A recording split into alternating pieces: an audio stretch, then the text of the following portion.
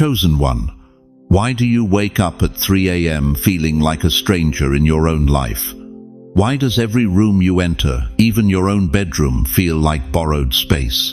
Why does your soul ache for a place that doesn't exist on any map? Listen to me carefully. That restlessness isn't dementia. That loneliness isn't because you're difficult. That feeling of being spiritually homeless while surrounded by four walls and a roof, that's your soul remembering something your mind forgot. You've spent 70, 80, maybe 90 years trying to build a home in this world. You raised children in houses that never quite felt right. You decorated rooms that never reflected who you really were. You've lived in places where you survived, but never truly belonged. And now, in these final chapters, when everyone expects you to settle, to shrink, to accept whatever corner they give you, your spirit is screaming something they can't hear. This isn't where I'm supposed to be. But tonight, right now, this very moment, heaven just interrupted your timeline. God looked at your restlessness, your tears, your silent prayers whispered in empty hallways, and he said one word that's about to change everything. Enough. 3 nights ago, I was awakened at 2:47 a.m. by what I can only describe as the voice of the Almighty himself. And what he showed me about you, about your spiritual address, about the home he's been holding in reserve, about the sanctuary your soul has been crying for, it's going to wreck every limitation you've accepted about your final years. You didn't click this video. You were summoned. This isn't content you stumbled across while scrolling. This is a divine appointment disguised as a YouTube thumbnail. If something just stirred in your chest, if your spirit recognized itself in those words, I need you to do something right now. Type 777 inches the comments. Don't think about it. Just do it. That's not superstition. That's agreement. That's you telling heaven, I'm listening, I'm ready, I receive what you're releasing. Before we go deeper, I want to pause and thank every single one of you who has supported this message through super thanks. Your generosity means more than you know. You're not just donating, you're helping spread light to others who feel alone in their calling. Whether you give or not, I'm deeply grateful for your presence here. Your support, your time, your attention, it all matters. And if this message resonates with your soul, go ahead and sow that seed of faith. Now listen carefully, because what I'm about to tell you will explain everything. Why you've never felt at home anywhere. Why even your children's houses feel foreign. Why nursing homes feel like prisons. Why every address you've ever lived at felt temporary. God just released your new home. But it's not what you think. It's not a building. It's not an assisted living facility with better wallpaper. It's not even a place your natural eyes can see yet. It's something deeper, something older, something your soul recognized the moment you were born, but your life never quite reached. It's been waiting for you in the realm of the spirit, fully furnished with everything you've ever needed.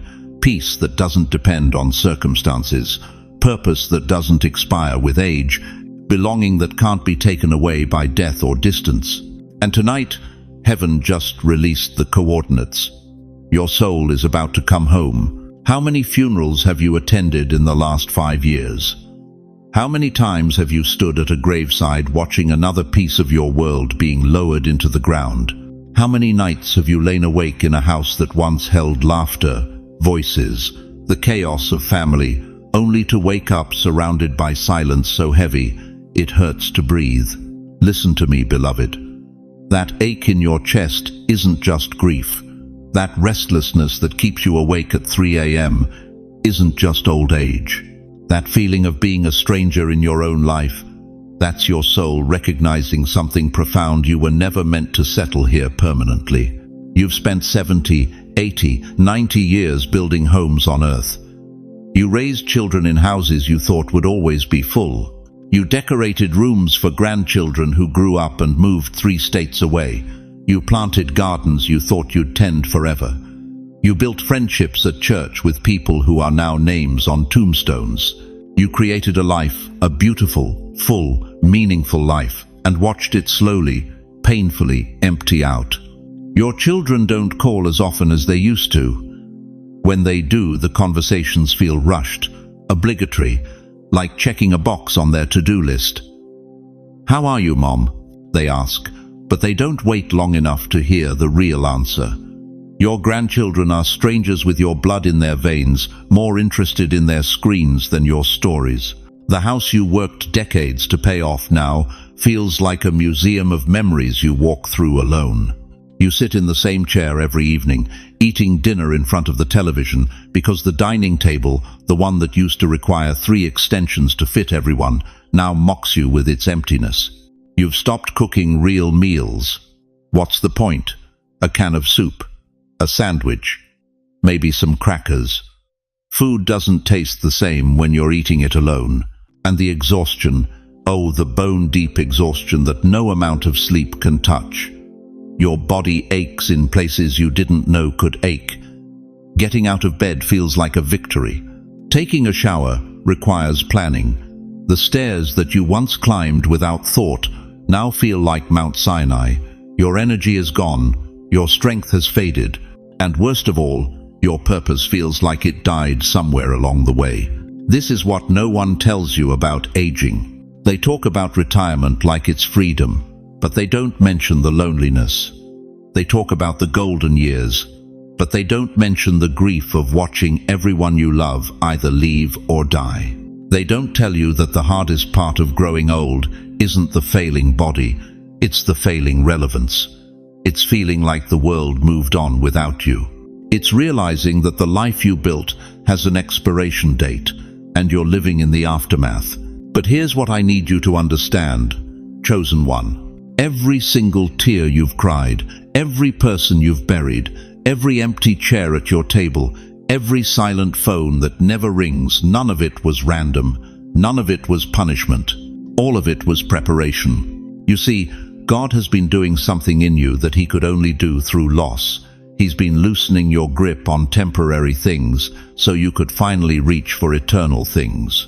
He's been emptying your earthly house so He could show you your heavenly one. He's been making you uncomfortable in this world because you were never designed to be comfortable here.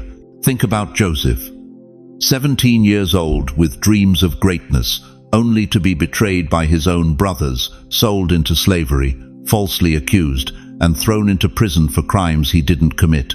Genesis 37 through 50 tells us he spent 13 years in bondage, 13 years wondering if God had forgotten him, 13 years of feeling homeless, displaced, living in spaces that weren't his. But every prison cell, every false accusation, every moment of isolation was preparing him for the palace.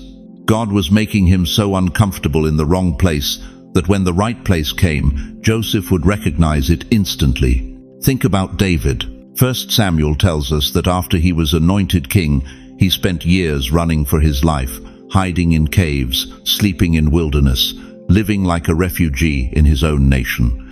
He had the title but not the throne. He had the promise but not the palace. He had the anointing but not the address.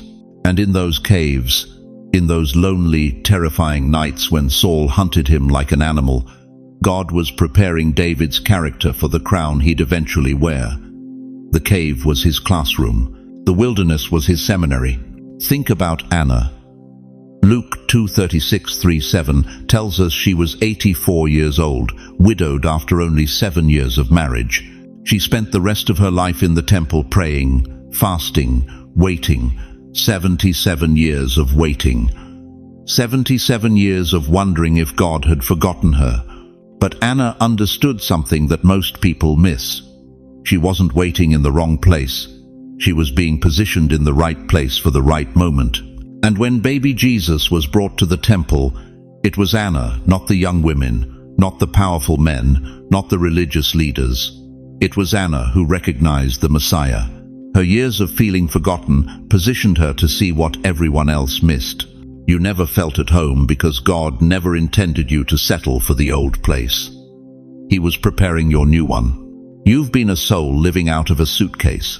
Your spirit has rented rooms on earth but never owned one. Every house you've lived in, every bed you've slept in, every chair you've sat in, they were temporary accommodations for an eternal being. And the discomfort you felt, the restlessness that's followed you your entire life, wasn't a curse. It was a compass. It was God whispering, "Not here, not yet. Keep going. I have something better." If this is reading your life like a diary, if every word I've spoken has landed in places you thought no one could see, I need you to do something right now. Type, "This is me," in the comments. Not for me, for you. Because when you declare it, something shifts in the spiritual realm. Heaven marks your agreement. And what I'm about to show you next requires your full participation. Because, beloved, the pain that prepared you is about to make sense, and the home that's been waiting is about to be revealed. You've been living your entire life on Earth's clock. Tick-tock, tick-tock. Sunrise, sunset, birthday candles, retirement parties, obituaries in the Sunday paper. That's Chronos time, the relentless march of minutes and hours that reminds you with every aching joint and every forgotten name that you're running out. But there's another clock. A clock that doesn't tick. A clock that doesn't care about your birth certificate or your medical records or how many years you've got left according to some actuarial table. The Greeks called it kairos, divine time, God's perfect moment. And chosen one, your kairos moment just struck midnight. Listen to me carefully. Ecclesiastes 3:1 says, "To everything there is a season, and a time to every purpose under the heaven." Not Chronos time, Kairos time. There's a season for weeping, and a season for laughing, a season for mourning, and a season for dancing. But here's what they don't tell you. In Sunday school, there's also a season when heaven looks at your Chronos clock and says, "That doesn't apply anymore. You've been counting down. God's been counting up. You've been measuring what's left. He's been measuring what's coming. You've been living in the tyranny of time, and He's about to introduce you to the freedom of timing." 3 nights ago, something shifted in the spiritual atmosphere over your life. I'm not speaking metaphorically. I'm not being poetic. I mean literally, tangibly, the cosmic alignment over your existence changed direction. The winds that have been blowing against you for decades, the resistance, the closed doors, the delays, the disappointments, they turned. Isaiah 60:1 declares, "Arise, shine, for thy light is come, and the glory of the Lord is risen upon thee." Notice the word come, not coming, not will come someday. Come, present tense. Arrived. Here. Now. That restlessness you've been feeling? That's not anxiety, that's anticipation. Your spirit has been picking up frequencies from heaven, downloading information your conscious mind hasn't processed yet. You've been waking up at odd hours. You've been having dreams you can't quite remember but can't quite forget. You've been feeling like something's about to break open, but you couldn't name it. Now you can. It's called divine timing activation. Here's what's happening in the realm you cannot see. Heaven has been holding back a flood of blessing, a tsunami of provision, a supernatural home that's been waiting in escrow since before you were born. But God doesn't release eternal things according to earthly calendars. He releases them when you're ready, not when you think you're ready, but when your spirit has been refined enough to handle what your prayers have been requesting. You thought you were ready 20 years ago. You weren't. You thought you were ready 10 years ago. Still no. You thought you missed your window, that the train left the station without you, that God forgot to set His alarm. But God doesn't forget. He delays, and His delays are not denials. They're developments. Every tear you cried in that house that never felt like home, development. Every night you lay awake wondering why you felt so displaced, so out of sync with your surroundings.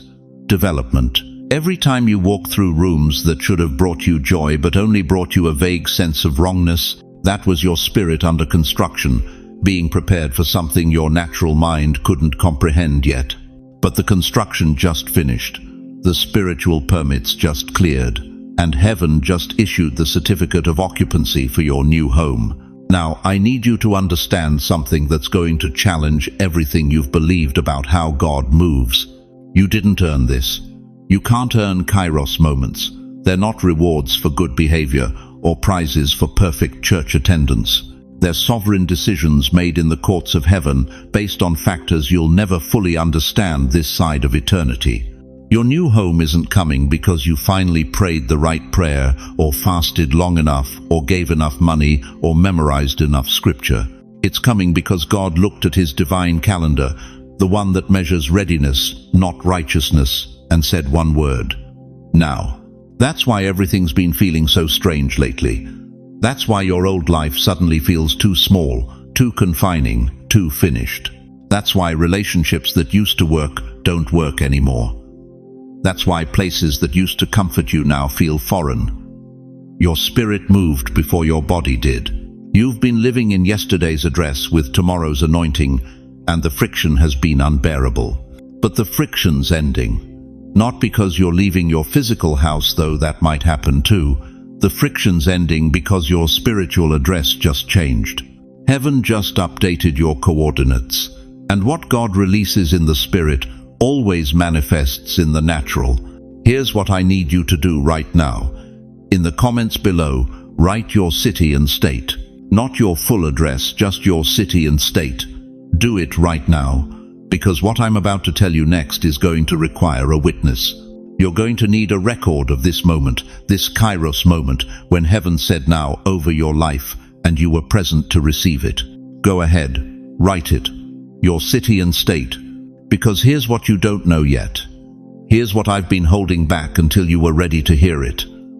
That new home God just released, it's not what you think. It's not even close to what you've been imagining. And if you think you're prepared to hear what God just built for you, while you were sleeping, while you were weeping, while you were wondering if he'd forgotten your name, you're not ready, but you're about to be. Listen to me very carefully, chosen one.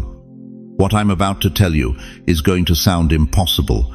It's going to challenge everything you've been told about your final years.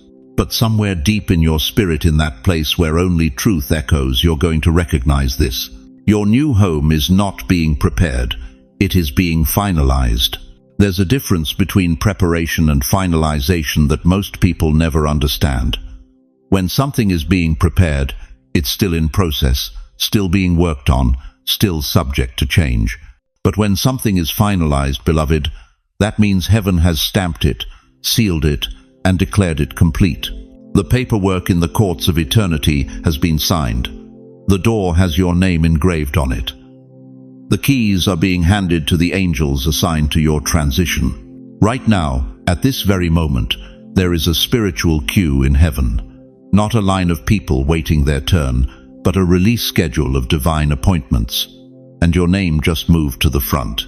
After years of watching others get their breakthroughs, after decades of wondering when your moment would come, after feeling like you were always next but never now, heaven just said, their time has arrived. You know what that means? It means the waiting is over. Not because you earned it through more prayer or more sacrifice or more suffering. The waiting is over because God decided your season has changed. And when God decides, beloved, nothing in hell or on earth can reverse it. But here's what's going to shock you. Here's what the enemy doesn't want you to understand. This home that's being released to you, it doesn't match your current address. It doesn't match your current income. It doesn't match your current relationships or your current understanding of what's possible at your age. And that's exactly how you'll know it's from God. Your old address no longer matches who you are. That's why you've been so restless. That's why even your own living room feels foreign. That's why you walk through your own house like a visitor passing through someone else's space. Your spirit already moved out, dear one. Your body is just catching up. Think about a butterfly. When transformation begins, that caterpillar doesn't just get uncomfortable in the cocoon. The cocoon becomes unlivable. The walls that once protected now suffocate. The space that once felt safe now feels like a prison. And if that butterfly tried to stay, if it refused the discomfort of change, it would die in the very place that was meant to be temporary. You are that butterfly. And God is saying the cocoon phase is over. For the last 5, 10, maybe 20 years, you've been going through metamorphosis. The loneliness wasn't random. The losses weren't punishment. The stripping away of people, places, and things you thought you needed, that was God removing everything that belonged to the old you. Because this new home, beloved, cannot house the person you used to be. When you clung to toxic relationships because you were afraid of being alone, God was preparing you for a home where peace matters more than company. When you stayed in environments that drained you because you thought you had no other options, God was building your capacity to recognize what you truly deserve. When life forced you to let go of everything familiar, heaven was actually emptying your hands so you could receive something greater. This home is not for the person you were, it's for the person you're becoming. And the person you're becoming doesn't beg, doesn't settle, doesn't apologize for taking up space, doesn't shrink to make others comfortable. The person you're becoming walks into rooms and shifts the atmosphere without saying a word. The person you're becoming knows their worth isn't determined by how useful they are to others. The person you're becoming carries authority that age didn't give them, God did. But I need you to understand something that's going to cut deep. You can't bring the old you into this new space. You can't drag old mindsets, old fears, old survival patterns into a sanctuary built for your highest self. God will not release this blessing until you're ready to release what's holding you back. That's why the discomfort has been so intense lately. That's why you've been feeling spiritually claustrophobic. That's why familiar people suddenly feel draining and familiar places suddenly feel wrong. Your soul is expanding, and the old container can't hold what you're becoming. So let me ask you something that's going to determine everything. Are you willing to let go of who you've been, to become who you're meant to be? Are you willing to release the safety of the known for the possibility of the divine? Are you willing to trust that God's version of home is greater than anything you've built or imagined for yourself? Because what I'm about to describe in the next part will explain the last 20 years of your life. Every closed door, every painful ending, every moment you felt forgotten. It's all been leading to this. And when you finally see the full picture, when you understand what God has been building while you thought He was silent, you're going to fall to your knees in gratitude that He didn't give you what you asked for when you asked for it. He was saving something better. And it's about to be revealed.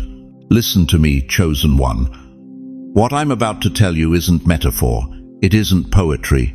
It isn't some feel-good sermon to get you through another lonely Tuesday afternoon. This is a prophetic declaration that's about to shatter every cage you've been living in. God just released your new home. But you need to understand what that means, because if you think I'm talking about real estate, you've missed the entire revelation. This isn't about square footage. This isn't about granite countertops or walk-in closets. This isn't about whether you'll finally get that sunroom you've always wanted.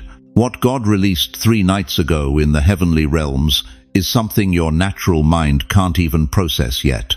It's an atmosphere, a sanctuary, a spiritual frequency upgrade that's about to change how you experience every single moment of your remaining years on this earth. You've been living in the wrong dimension. For decades, you've been trying to build peace in a realm designed for chaos. You've been trying to find rest in a frequency that only produces restlessness. You've been trying to breathe in an atmosphere that was never meant to sustain your soul. But now, right now, God has constructed something in the spirit realm that carries your exact spiritual signature. It's been waiting, fully furnished, fully prepared, fully aligned with who you really are underneath all the pain, all the disappointment, all the years of just surviving. Let me paint you a picture of what this home feels like, because some of you are about to recognize something you've only felt in dreams. Imagine waking up, and for the first time in 30 years, anxiety isn't the first thing that greets you. Imagine opening your eyes, and instead of dread, you feel lightness. Not because your circumstances changed overnight, but because the atmosphere around your spirit shifted. This is a home where your soul finally exhales, where that tightness in your chest that you've carried since your husband died, it loosens, where that knot in your stomach that forms every time the phone rings, it dissolves, where that constant vigilance, that waiting for the next bad news, it quiets. In this spiritual home, creativity resurrects from the grave where you buried it 40 years ago. Those paintings you stopped painting, those songs you stopped singing, those dreams you killed because practical people don't dream at 83, they come back to life. Not as mockery, but as invitation. Clarity replaces confusion. Suddenly, decisions that used to paralyze you become simple. The fog that's been clouding your mind lifts. You remember why you're still here. You understand what the last season was preparing you for. You see the finish line, and instead of fear, you feel purpose. Bills that used to steal your sleep become manageable, not because money magically appears, though sometimes it does, but because the spirit of poverty that's been whispering not enough for 50 years gets evicted from your atmosphere. The pressure lifts, the panic stops. Sleep returns, real sleep. Not that half-awake, anxiety-laced, medication-dependent sleep, but rest. The kind of rest that only comes when your spirit knows it's finally safe. Your soul recognizes the air in this place. It's like coming home after being lost in a foreign country for 90 years. Every breath feels right. Every moment feels aligned. You can't explain it to people who haven't experienced it, but you know deep in the core of who you are, you know you've arrived. The Bible calls it entering his rest in Hebrews 4:3. We who have believed enter that rest. Not will enter, not might enter. We who have believed enter. Present tense. Right now, today, this is the place where Psalm 91 becomes your actual address. He who dwells in the secret place of the Most High shall abide under the shadow of the Almighty. You're not visiting anymore. You're dwelling. You're not a guest. You're a resident. But here's what's going to blow your mind. Here's the part that most preachers are too afraid to tell you because it sounds too good, too radical, too impossible. This home isn't coming to you. It's already around you. God didn't send you a moving truck. He moved you without moving your feet. He shifted your spiritual address while you were sleeping. You're already there. You just haven't realized it yet. That lightness you felt 3 days ago, that wasn't random. That sense that something changed but you can't name it, that wasn't your imagination. That moment when you looked around your same old apartment but it felt different, that was the shift. You're standing in your new home right now, and you didn't even know it. Heaven relocated you in the spirit realm, and your natural senses are just now catching up. This is what Jesus meant when he said in John 14:23, "If anyone loves me, he will keep my word, and my Father will love him, and we will come to him and make our home with him." Not we might, not we could. We will make our home with him. God didn't build you a home somewhere else. He built a home inside the atmosphere that surrounds you, and that atmosphere just activated. So let me ask you something that's going to require brutal honesty. Can you feel it? Right now, as I'm speaking these words, can you feel the atmosphere around you changing? Can you sense that something in the air is different than it was 20 minutes ago? That's not the video, that's confirmation. That's your spirit recognizing its new address. I need you to do something right now. I need you to speak into the atmosphere that just opened around you. Type these words in the comments. I receive my new home. Don't wait. Don't overthink it. Just declare it. Because when you speak those words, you're not creating something new. You're claiming something that's already been released. You're stepping into what God already built. If you need prayer for this transition, drop your request in the comments. Tell us what you need. Tell us what you're feeling. Because this community, this family of chosen ones, we pray differently. We don't pray hoping God might move.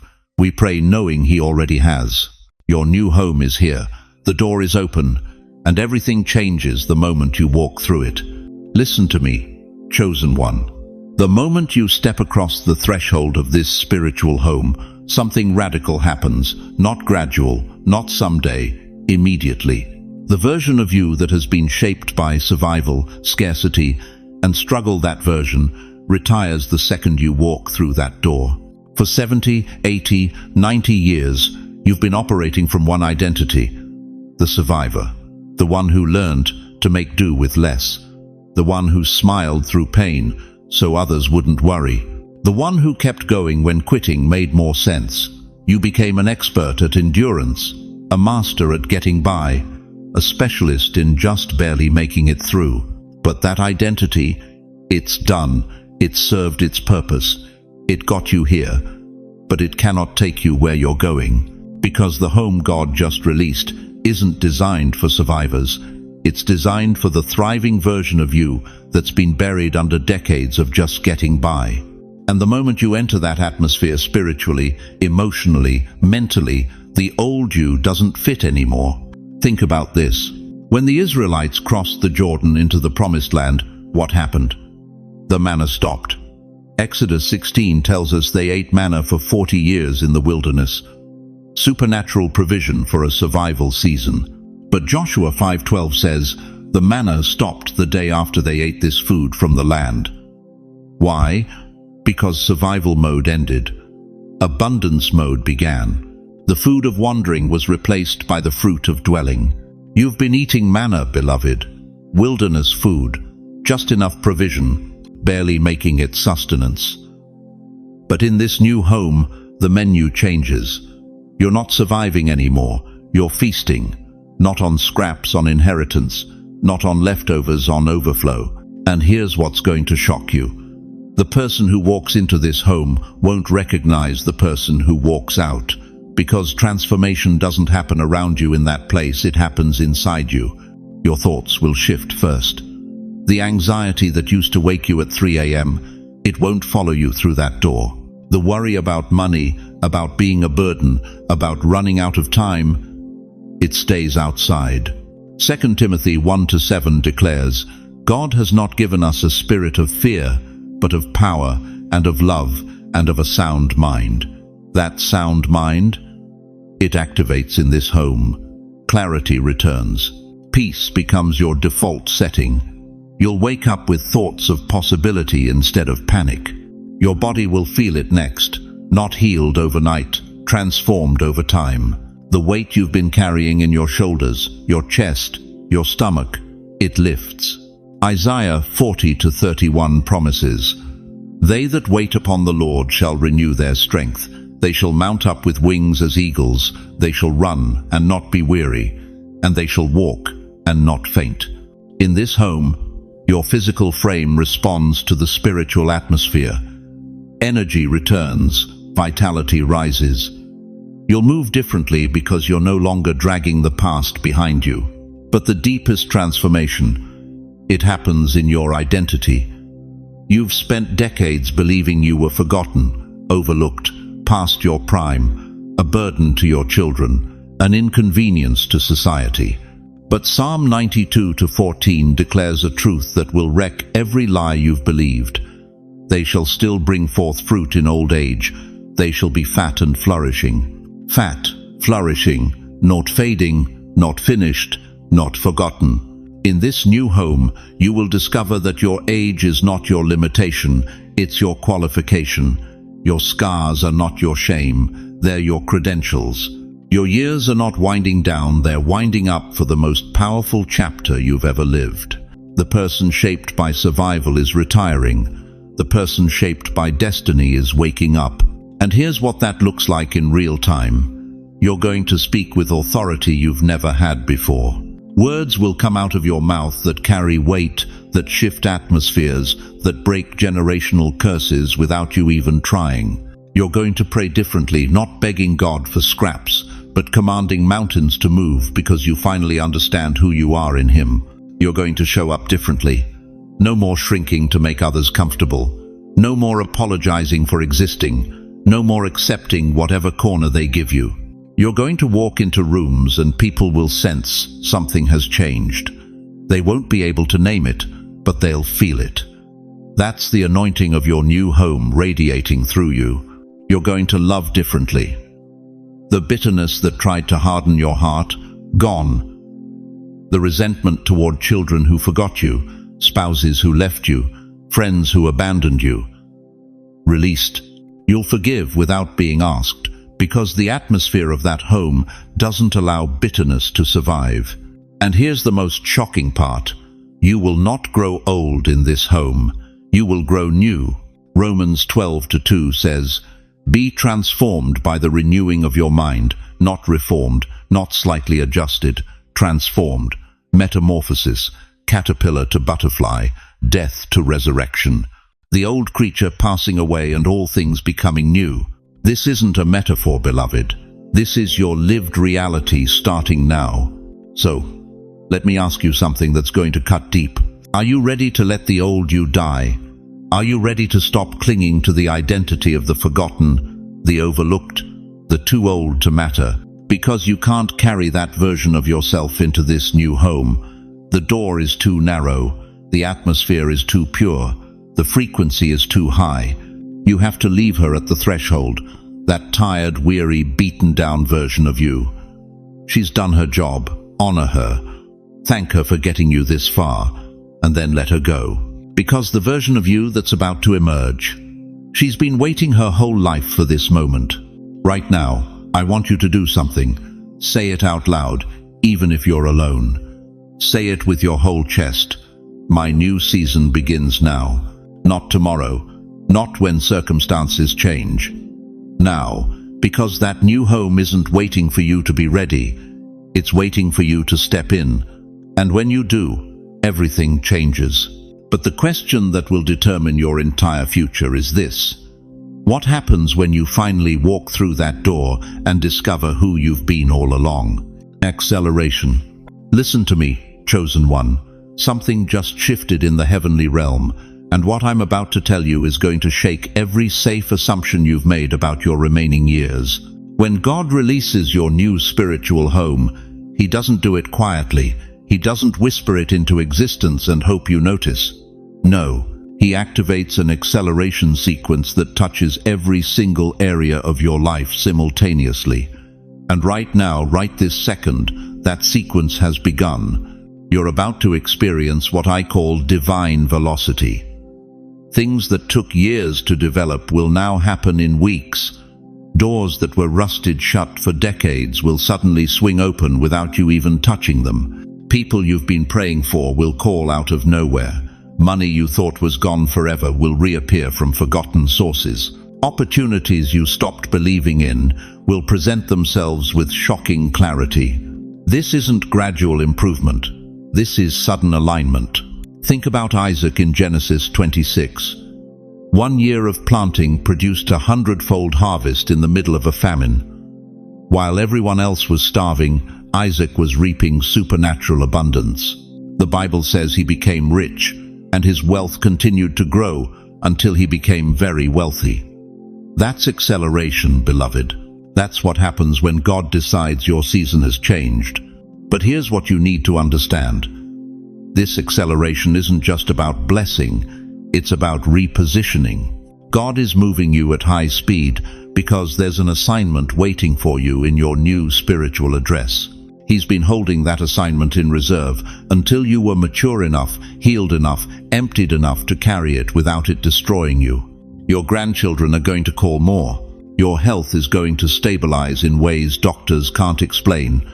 Ideas you abandoned 20 years ago are going to resurrect with fresh clarity.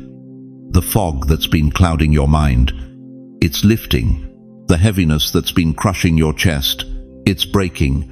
The confusion that made you question everything, it's being replaced with supernatural knowing. This is the momentum shift. And once it starts, nothing can slow it down. Prophetic warning. But I need to tell you something that's going to sting, and you need to hear it clearly. Not everyone in your life right now can go with you into this new spiritual home. I know that hurts. I know you want to bring everybody with you. You want your children to understand. You want your friends from church to celebrate. You want your siblings to finally see what God is doing. But beloved, when God upgrades your address, He also upgrades your access.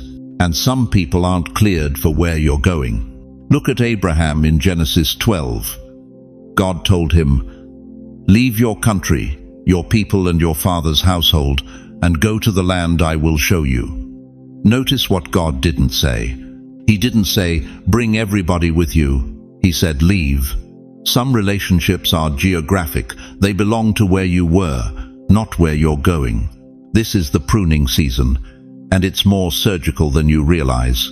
That friend who always drains you with their negativity, they won't feel comfortable in your new space. That family member who constantly reminds you of your past failures, they won't have access to your new frequency. That church member who competes with your anointing, they won't be invited to your new dimension. God is removing people not because He's cruel, but because He's protective. Your new home requires a new atmosphere, and some people carry too much toxicity to enter it.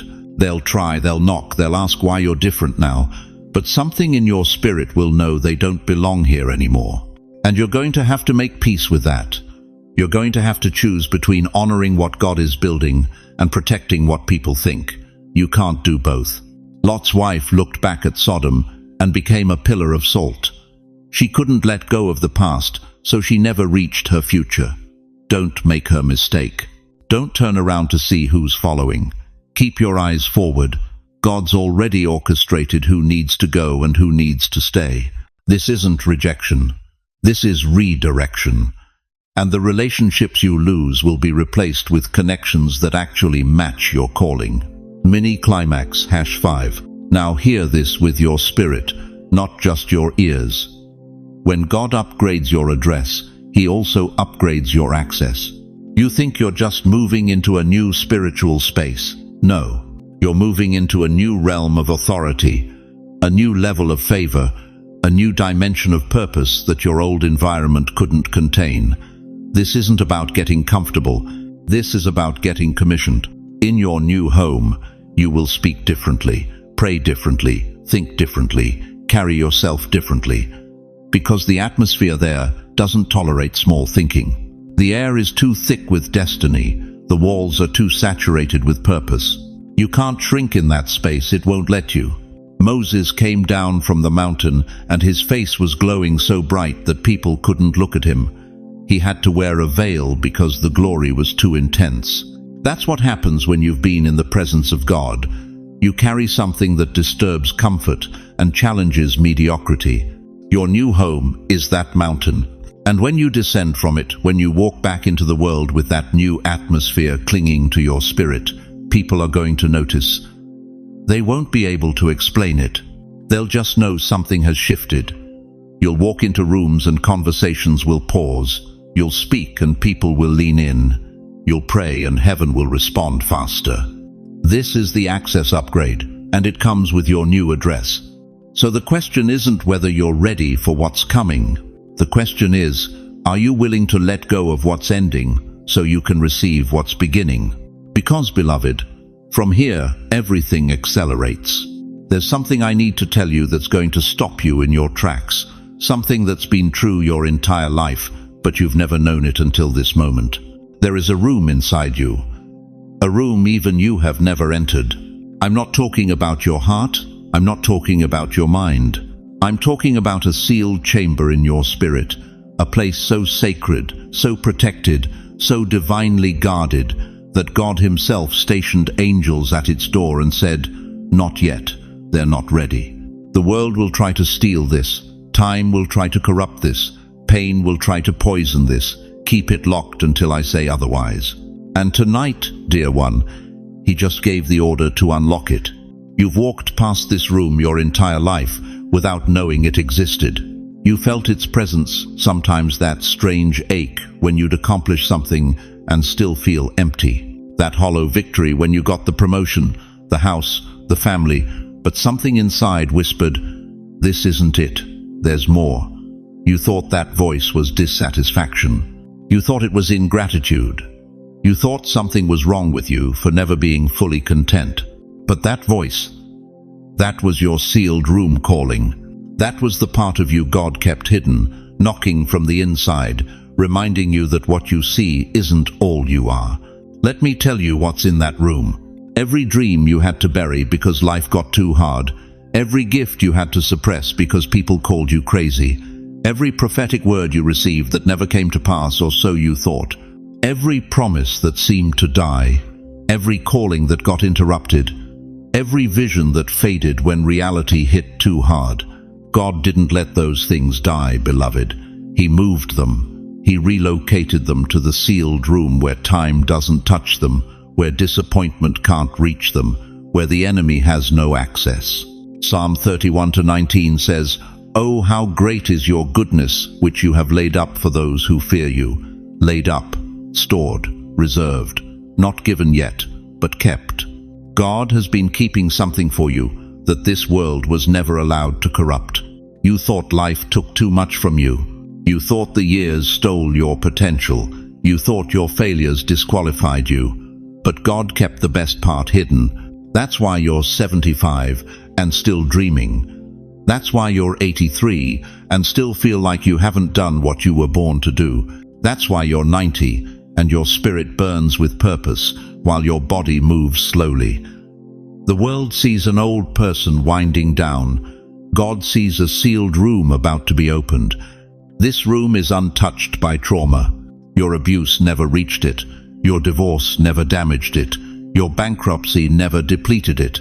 The room where God stores your preserved identity doesn't age with your body. It doesn't wrinkle with your skin.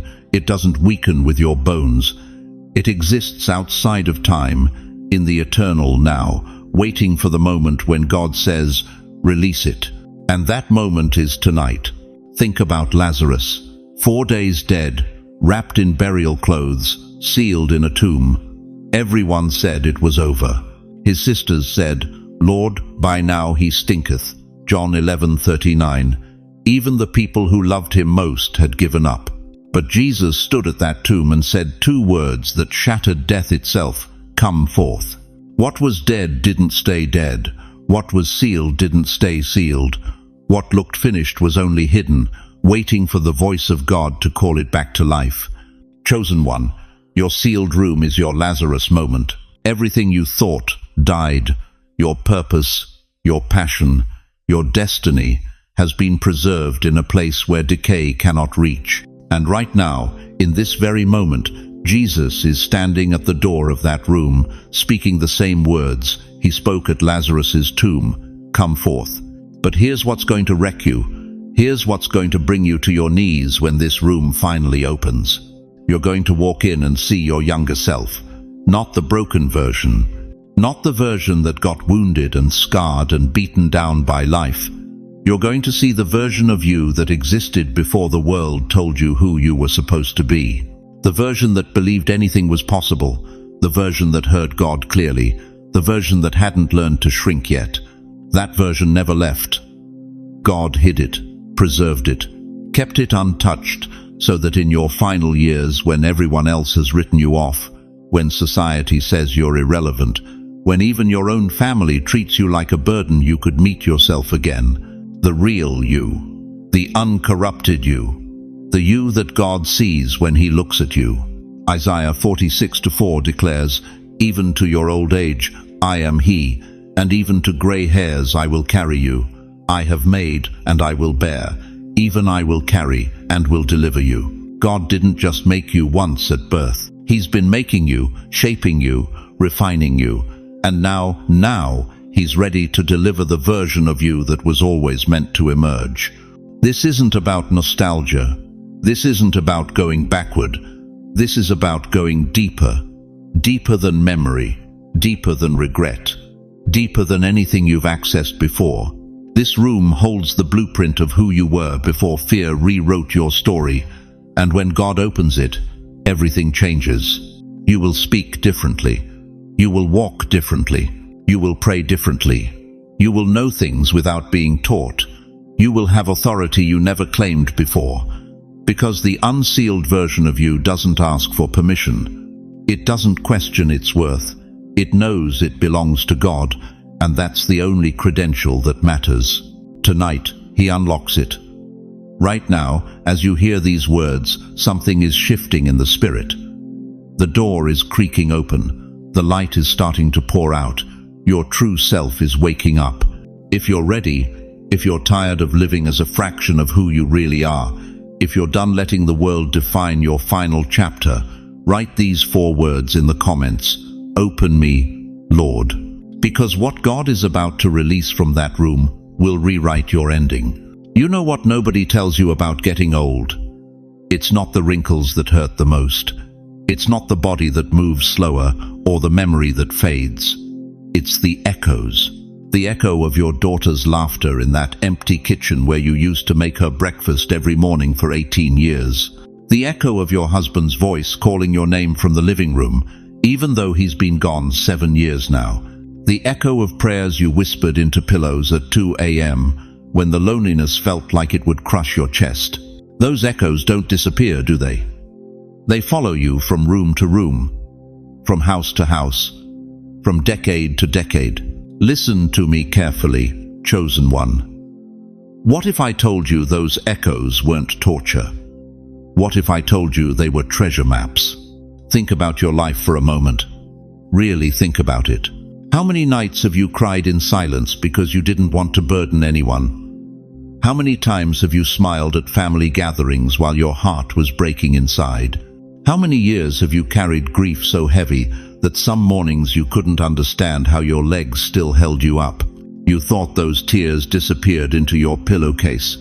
You thought those prayers bounced off the ceiling. You thought your pain evaporated into nothing. But Psalm 56:8 says something that's going to shatter everything you believed about your suffering. You keep track of all my sorrows. You have collected all my tears in your bottle.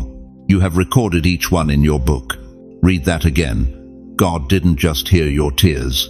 He collected them. He bottled them. He recorded them. Every single one. That night in 1987, when your husband told you he didn't love you anymore, and you locked yourself in the bathroom and wept until you couldn't breathe, God was there with a bottle, catching every tear.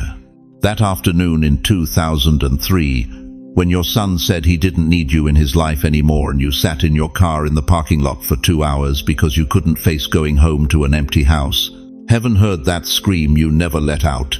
That morning last month, when you woke up and realized you've been living in the same town for 43 years and nobody remembers your name, that moment when you understood you could disappear and it might take weeks before anyone noticed, that suffocating realization that you've become invisible, God saw it all. And here's what's going to wreck you. He wasn't just watching, he was recording, building, designing. You see, beloved, your tears had a sound. And that sound traveled, not into emptiness, into eternity.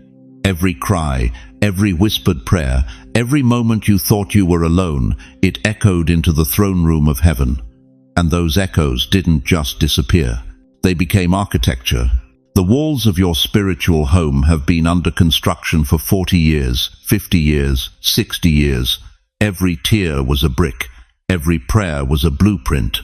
Every moment of silent suffering was God taking measurements for the rooms you'd need, the windows you'd require, the sanctuary your soul was crying for. Nothing you survived was wasted. Nothing. That betrayal in 1992 that nearly destroyed you? That taught heaven how much forgiveness your new home would need to hold. That financial collapse in 2008 that left you eating beans from a can and wondering if God had forgotten your address. That showed the Father how much provision your spiritual house would require. That diagnosis 2 years ago that made you question if you'd live to see another spring. That determined how much healing would be woven into every corner of your coming sanctuary. You thought you were just suffering. But God was building. The prophet Isaiah understood this mystery. In Isaiah 43:19, God declares, "See, I am doing a new thing. Now it springs up. Do you not perceive it? I am making a way in the wilderness and streams in the wasteland." Right now, as I speak these words, something is springing up, not in the physical realm yet, but in the spirit realm, where every physical manifestation is born. Your new home isn't being planned, it's being released. The blueprints drawn from your tears are complete. The foundation poured from your faith is solid. The walls built from your endurance are standing. And here's what's about to shock you to your core.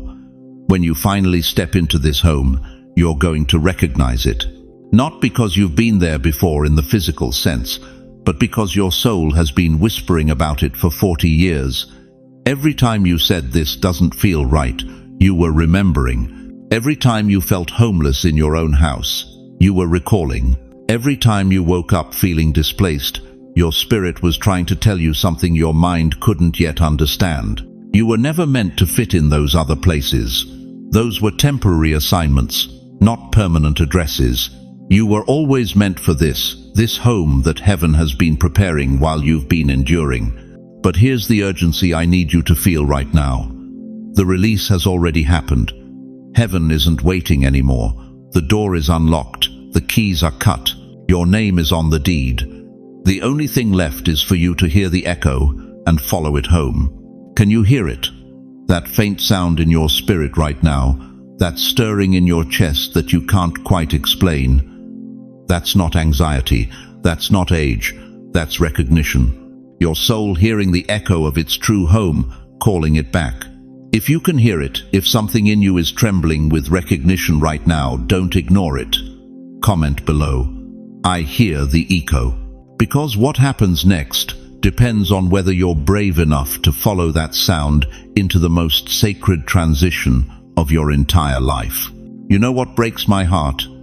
It's when I meet someone in their 70s, their 80s, their 90s, and they're still apologizing for their scars, still hiding the broken places, still believing that what shattered them disqualified them from ever having anything beautiful again. But listen to me, chosen one. What if I told you that God never saw your scars as damage? What if every wound you've carried, every heartbreak that nearly destroyed you, every betrayal that left you bleeding on the floor of your life, what if all of that wasn't your destruction, but your divine blueprint? You see, most people think God builds homes for perfect people. They think heaven hands out addresses to those who never fell, never failed, never got their hands dirty with real pain. But that's a lie straight from the pit of hell. God doesn't build homes for the flawless. He builds homes for the fractured, with the fractured, through the fractured. Think about this. When your marriage ended after 43 years, when your spouse walked out that door and never looked back, you thought that was the end of your story, didn't you? You thought that broken vow meant broken forever. But what if that wasn't an ending? What if God looked at that shattered covenant and said, "Now I can build a window here. Now light can come through in a way it never could when the wall was whole." Every heartbreak became a window, not a wound. A window. That window lets you see other broken hearts in a way the unbroken never could. That window gives you vision into the secret pain of the woman sitting alone at church, the man who smiles but whose eyes are dead, the grandchild who calls less and less because they can't carry your loneliness on top of their own. You see them now. You see through walls because your own walls came down. 2 Corinthians 1-4 says it plain. He comforts us in all our troubles, so that we can comfort those in any trouble with the comfort we ourselves receive from God. But here's what most people miss. You can't give comfort you've never needed. You can't offer hope you've never had to fight for. Your breakdown became your breakthrough equipment. And that betrayal. Oh, that betrayal that cut deeper than any physical wound. When your own children sided against you. When your best friend of 30 years spread lies about you. When the church you served faithfully for decades asked you to step down without explanation. You remember that, don't you? The way it felt like your foundation was crumbling beneath your feet. But every betrayal became a foundation stone. Not a crack in your foundation. The foundation itself. Because betrayal taught you something that comfort never could. It taught you who God is when everyone else isn't. It taught you how to stand when there's no one standing with you. It taught you that your worth isn't determined by who stays, but by who created you in the first place. David knew this. When his own son Absalom tried to kill him, when his most trusted advisor turned traitor, when he had to flee Jerusalem barefoot and weeping, that wasn't the end of his reign. That was the refining of it. Psalm 27-10 became his anthem. Though my father and mother forsake me, the Lord will receive me. David's betrayals didn't destroy his throne. They built it stronger. And what about those losses? The child you buried, the dream that died, the business that collapsed, the health that failed, the future you planned that never materialized. You've carried those losses like tombstones around your neck, haven't you? Like evidence that God forgot about you, like proof that you somehow missed your moment. But every loss shaped a doorway that only you can walk through. Listen to me carefully. That door wouldn't exist if the wall hadn't come down. You wouldn't have access to the rooms you're about to enter if those losses hadn't carved the pathway. Your grief didn't close doors, it created them. Doors into deeper intimacy with God. Doors into ministry to the mourning. Doors into dimensions of faith that the comfortable will never access. Job lost everything. His children, his wealth, his health, his reputation, everything. But Job 42:12 declares, "The Lord blessed the latter part of Job's life more than the former part." Not despite the loss. Because of it. The loss created capacity for blessing that prosperity never could have built. God didn't build around your pain, chosen one. He built with it. He took every broken piece, every shattered dream, every collapsed hope, and he used them as sacred materials. While you were crying over the wreckage, he was drafting blueprints. While you were mourning what died, he was designing what would live. While you were asking, "Why me?" he was answering, "For this." Your scars are not your shame. They are your architecture. They are the very structure of the home God has been building in the spirit realm with your name on the deed. Every line on your face tells a story of survival. Every tear you cried became mortar. Every night you didn't give up became another beam holding up the roof. The world looks at you and sees damage. God looks at you and sees design. The world sees your age and calls it decline. Heaven sees your years and calls it construction time. You weren't falling apart. You were being assembled, piece by painful piece, scar by sacred scar. And now, right now, this very moment, the building is complete. The home that your pain built, that your tears furnished, that your faith sealed, it's ready. It's been ready. You just didn't know that what felt like destruction was actually divine construction. If this is hitting your spirit like lightning right now, if something inside you just recognized the truth you've been too tired to believe, I need you to do something, type it in the comments. My scars are holy. Don't just think it, declare it. Because when you speak that truth out loud, you're not just commenting on a video, you're accepting the keys to the home your pain built. But here's what you need to understand before we go any further. This home isn't just sitting empty waiting for you to find it someday. Something is happening right now in the spiritual realm that's going to shock you. Chosen one, as we come to the end of this sacred moment together, I need you to remember 3 truths that will anchor your soul in the days ahead. First, God just issued your spiritual relocation notice. This isn't punishment, this is promotion. Every door that closed, every person who walked away, every familiar thing that suddenly feels foreign, it wasn't loss. It was divine demolition, clearing the ground for the home your soul has been crying for since you were born. Second, you are not losing your mind. You are finding your way. That restlessness, that holy dissatisfaction, that inability to settle for what used to satisfy you, that's not dementia or depression. That's your spirit, recognizing that your lease has expired in old emotional neighborhoods, and God is moving you to higher ground. Third, the new home waiting for you in the spirit realm isn't a building, it's a belonging. It's peace that doesn't depend on circumstances. It's purpose that doesn't retire when you do. It's a sanctuary where your soul finally exhales after decades of holding its breath. But beloved, I need you to hear this with crystal clarity. You are not walking this transition alone, even when it feels like you're the only one who understands what's happening. Even when your children think you're being difficult and your friends think you're pulling away, God is orchestrating every detail of your relocation. He sees you, He remembers you, He's moving heaven and earth to get you home. And beyond God's presence, you have this community. Right here, right now, thousands of chosen ones just like you are reading these words. feeling the same stirring, recognizing the same divine restlessness. We're not just viewers on a screen, we're a family in the spirit, and we will stand with you through every step of this transition. So let me ask you this, and let it sink deep into your heart. What if the upheaval you've been experiencing isn't the end of your story, but the beginning of your greatest chapter? What if God is pulling you out of old cycles, not because you failed, but because you're finally ready for what He's prepared? Before you go, I want you to do something. Share your heart in the comments below. Tell us what's shifting in your spirit.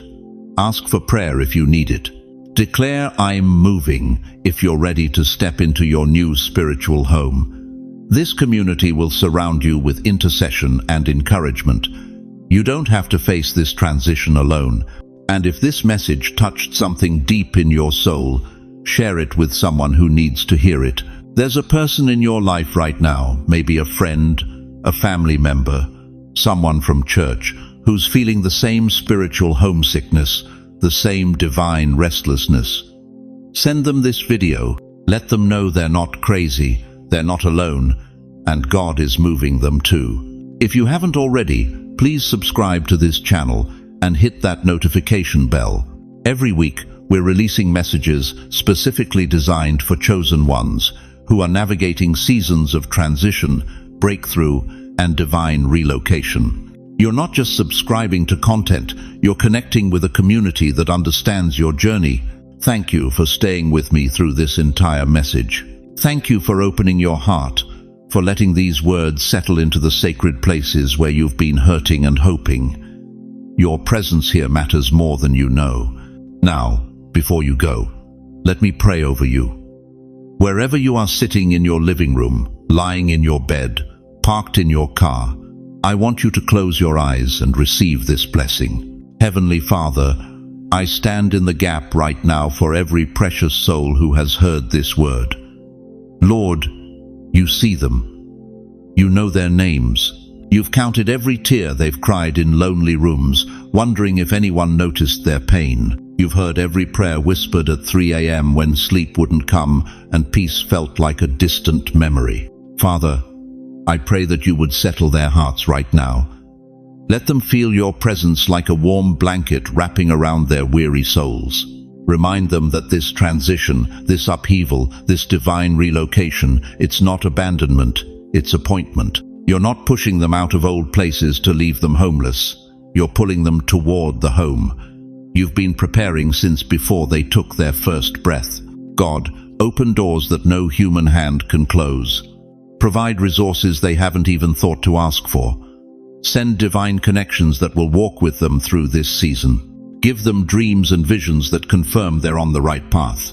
Let them wake up tomorrow morning with peace in their chest instead of anxiety, with hope in their spirit instead of dread. Where there has been confusion, release clarity. Where there has been fear, download courage. Where there has been loneliness, surround them with your presence and this community of believers who understand their journey. Father, I speak peace over their minds right now, peace over their finances as they transition, peace over their relationships as you sort out who belongs in their next season, peace over their bodies as they walk through change, peace over their homes, their families, their futures. And Lord, let them know deep in their spirits, where doubt cannot reach, that their new home in you is not just coming. It's already prepared. It's already furnished with everything they need. It's already waiting for them to step through the door. In Jesus' mighty name, I seal this prayer. Let it be so. Amen. Go in peace, chosen one. Your relocation orders have been issued. Your new home is ready, and God Himself is walking you to the door.